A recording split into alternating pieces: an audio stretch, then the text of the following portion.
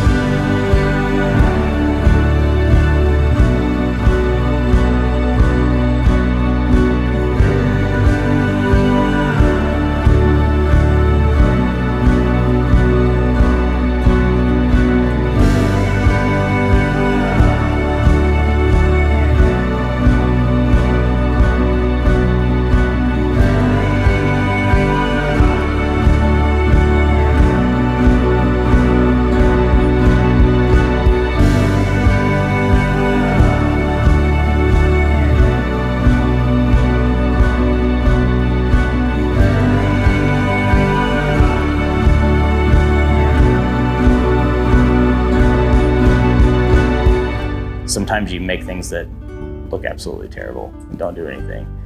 But other times you really kind of figure it out and you see things that make sense, you can repeat it.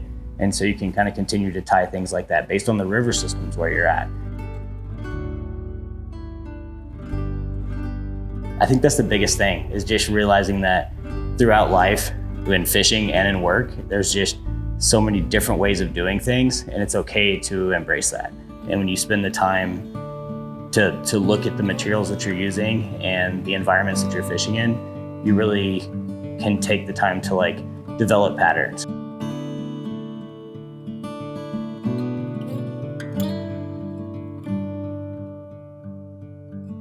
Definitely like slowing down and taking your time and doing it, because like if you're gonna do it right the first time and be patient with the process.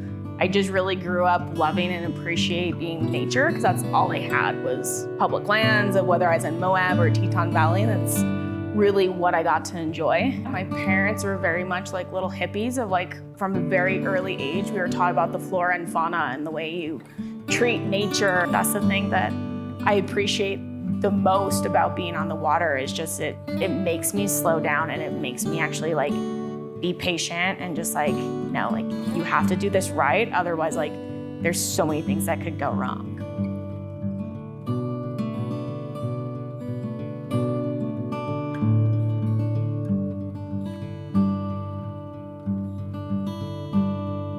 I guess the cheesy thing is to say life is about making mistakes, right? Like, and it's what you do with that. But it's true. I mean, there's so many times in life that we're kind of taught that like you feel like you have to do things the first time. You look at the way people perform, and to be honest, that's just not the case. And I think for myself, like I've fallen flat on my face so many times in so many different situations. For me, I just have always kind of tried to understand how I could react differently to that, how I could change, how I could improve myself, and how I could just maybe react differently and understand the outcome from learning what I can't control.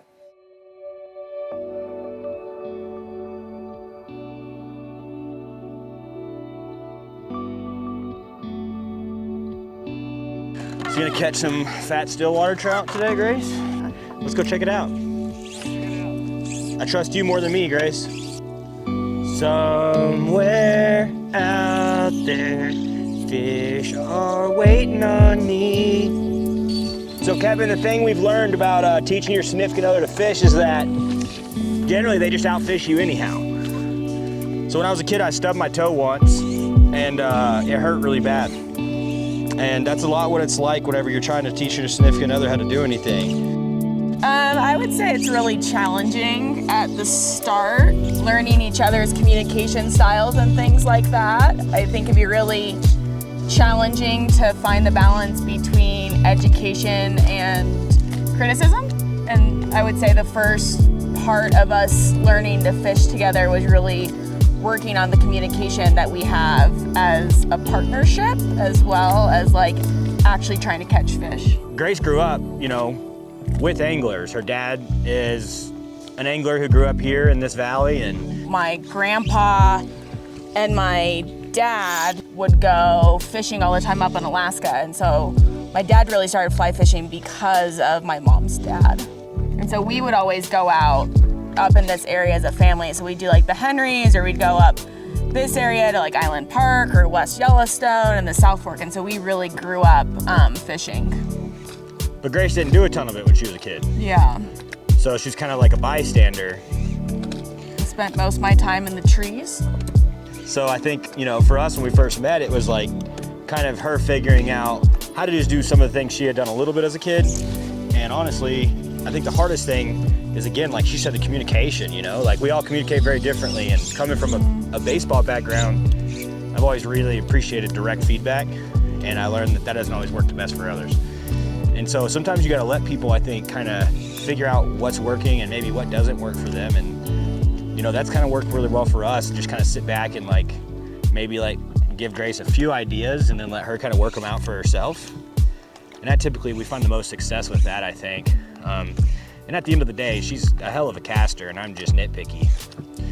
I would also say it's really important to have an understanding of different goals. Michael is very big fish oriented, and the goal when you're out on the river is clearly to catch fish. And I think sometimes for me, it's like I'm content if I catch a fish, but I'd like to be on the water with the birds and rowing and things like that. And so I sometimes think the goals are also a little bit different between anglers sometimes. Lover's tangle, a little bit of an entanglement. I'm about to get 8. I can feel it. I can feel it coming from the fish at night. Whoa, no. Oh yeah, that bobber's about to go swimming. Freaking called it. Oh! Did you just miss it? Boo! Come on, that's like your 4th fish this weekend that you've just missed. Did you get one? I'm gonna catch some trout. Got about 20 flies in my pocket.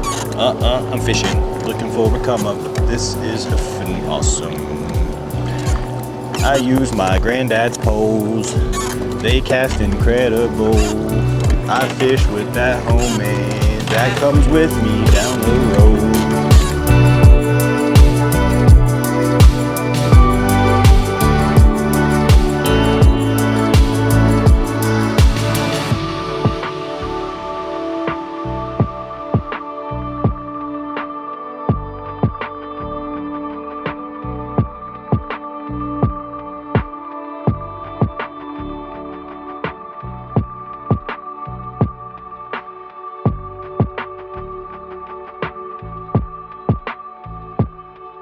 This is gonna suck, but it's gonna be fun.